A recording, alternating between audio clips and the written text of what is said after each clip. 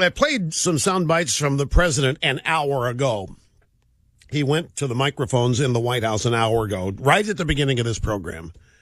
And I have to tell you, what we saw today in Obama's media appearance and his statement is a cold-hearted man. And I mean this, cold-hearted. We saw a president who is spinning the worst economic recovery numbers in modern history. We didn't see any compassion. We didn't see any concern. We didn't see any caring. We saw a cold, calculating president spinning what is disastrous news into a way that he can benefit from. There's nothing in this economic news that ought to benefit anybody. There is nobody anywhere in the United States government who is an architect of this who ought to benefit an iota from what they have done and what they are doing. There is nobody in this regime, nobody in this administration who deserves to benefit from this. And yet, here is our cold-hearted, calculating, young president showing no compassion whatsoever for the people in this country who are really suffering from his policies. The people in this country who are suffering are doing so because of him, because of his policies.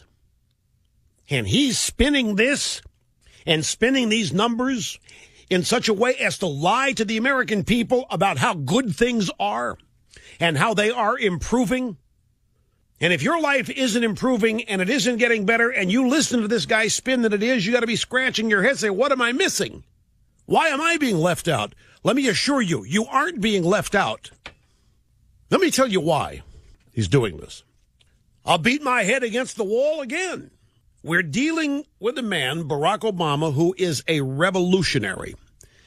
A revolutionary. And as such, he believes that is the case in all revolutions. There is a period of pain and suffering. Not by him. Not by his friends. So-called masses.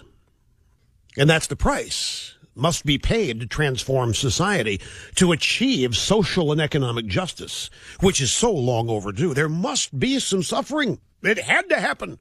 This country was founded illegitimately. This country was founded immorally. This country must pay the price for that.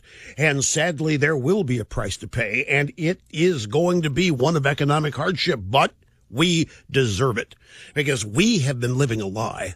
The lie of the United States' founding. We have been living an unjust country. We have been purloining everything of value all over the world, stealing it for ourselves. Why, we've been conquering other nations, and we've been going in and taking their oil and taking everything else they want and then calling ourselves a superpower. That's how he looks at it. So he's come along. And now for the first time in 260 years, 210 years, whatever the number, for the first time in 225, 30 years, we're going to get it right. For the first time since our founding, finally somebody's here who understands exactly how this nation did it and how guilty we are. And it's time for revolution. And we're going to do it, and there's a price to pay. And that price to pay is pain and suffering. All revolutions have them. Ask Fidel. Ask Hugo. Ask Che. Ask Mao, Stalin. They all know. Every revolution has a price. The price is pain and suffering. Not by him, though. Not by the leaders. Not by the leaders and the leaders' friends and elite buddies. No, no, no. The pain and suffering is borne by the masses. The pain and suffering is borne by the unemployment numbers, the lack of economic growth numbers. The healthcare debacle and disaster. That's the pain and suffering. That's the price that must be paid in order to achieve social and economic justice that has never existed in this country before. You see, where we are now, folks, is that the people who have benefited from the way this country was founded, the people in this society who've gotten rich, the people in this country, the top 1%, Those that have had the power, the genuine descendants of the founding fathers, also a bunch of rich white guys. They set it up for themselves and for other people like them, and they knew what they were doing. They were setting up a phony, fraudulent country to take care of only themselves, and everybody else is going to be working to make them rich. Well, those days are over. And now we got somebody who understands social justice. And now we have somebody who understands economic justice. We have somebody who understands fairness and freedom and liberty in the right way. We have a guy now who's going to make sure that anybody who benefited from this corrupt, immoral society now pays a price so that others might achieve. That's how he sees this country. It's not just him. It's how his staff sees the country. It's how most of the Democrat Party sees the country these days. It's not LBJ's Democrat Party. It's not your grandfather's Democrat Party anymore. It's not your grandfather's media. They all are aligned. This notion, this nation is corrupt, was founded as such, and the people have benefited didn't really deserve it. The people have benefited, they won life's lottery.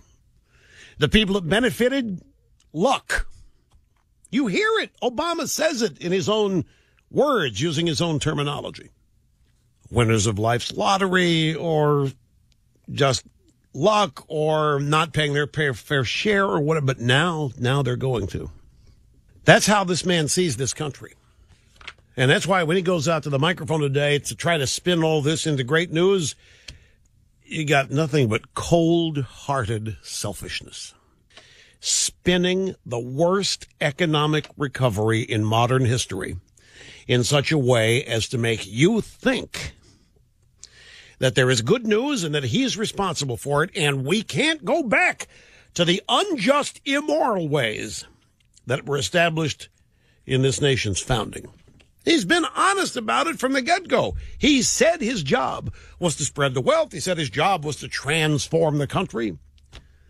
But still, even at this point in time, to this day, folks, there are people in this country who refuse to even consider the possibility of what I just said being true. They don't want to.